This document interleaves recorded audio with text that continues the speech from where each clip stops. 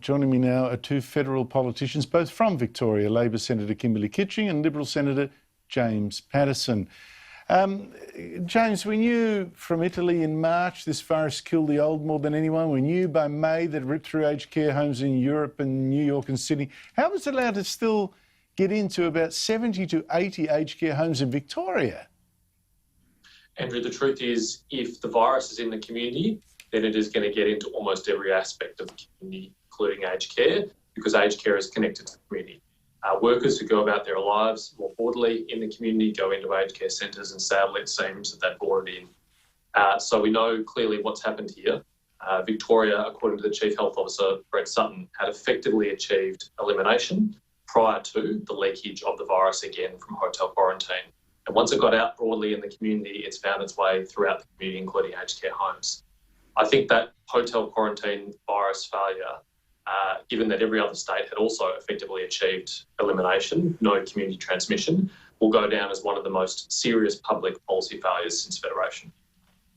Kimberley, is that how the debate is panning out, that the Liberals are saying the reason Victoria is in such a mess, the nursing homes deaths in particular, is because Labor incompetently managed those quarantine hotels, whereas Daniel Andrews on the Labor side is saying, wait a minute, these terrible homes are overseen by the federal government. That's the problem.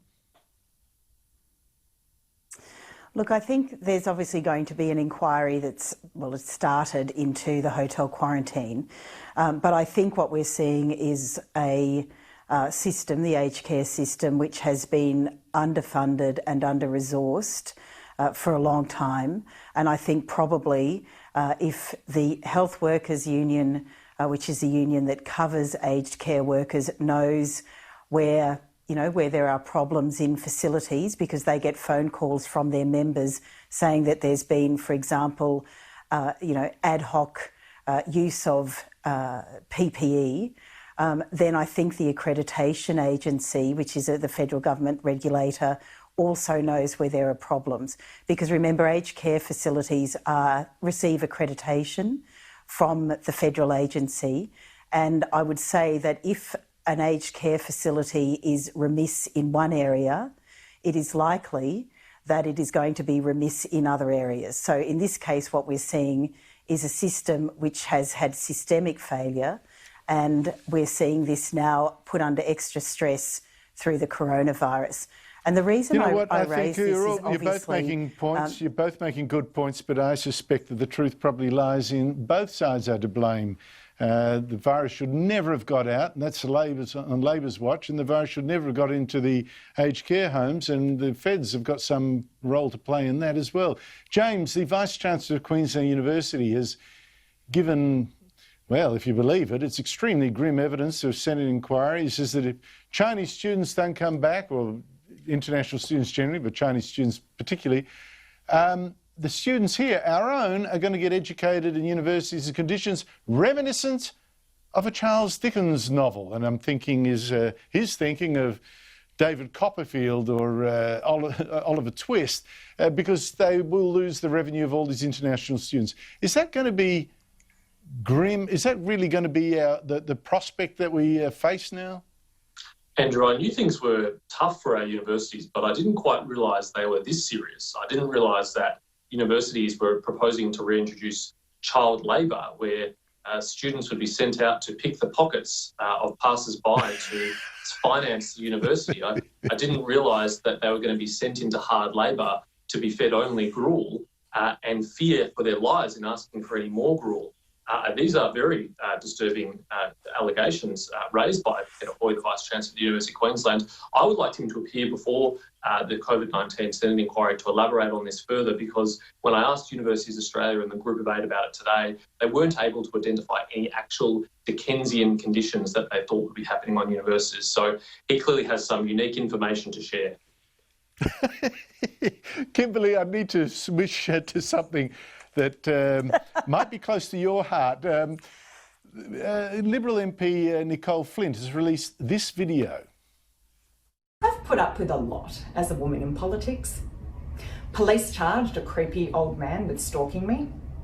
My campaign office was vandalised, calling me a skank, and a prostitute who charges $60 an hour. When I appeared on the ABC TV program Q&A, former journalist Mike Carlton live tweeted that singer Jimmy Barnes showed great restraint by not leaping from his seat and strangling me. Then yesterday, Sunday Mail columnist and ABC radio journalist Peter Gers criticised the way I look. He criticised the fact that I wear stiletto heels, tight black pants that show my ankles, my pearl earrings, and he criticised my pearly smile. He also criticised me for wearing a range of coloured jackets. So, Mr. Gers, what I want to know is, what should a woman in politics wear?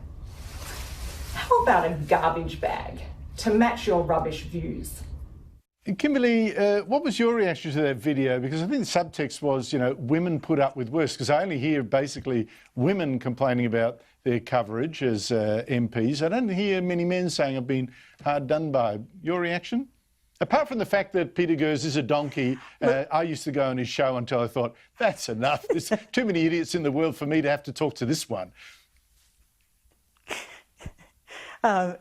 Good decision, Andrew. I thought good on her. And in fact, I would have tweeted to support Nicole, but I am actually on a 48-hour ban from Twitter because, of course, Twitter has not removed anti-Semitic posts from a rap grime artist. So I'm not using Twitter for the next 48 hours. It's a worldwide organised ban to ensure that there's no safe space for anti-Semitism. But I did think good on Nicole for doing that. And of course, we see it. Thank you.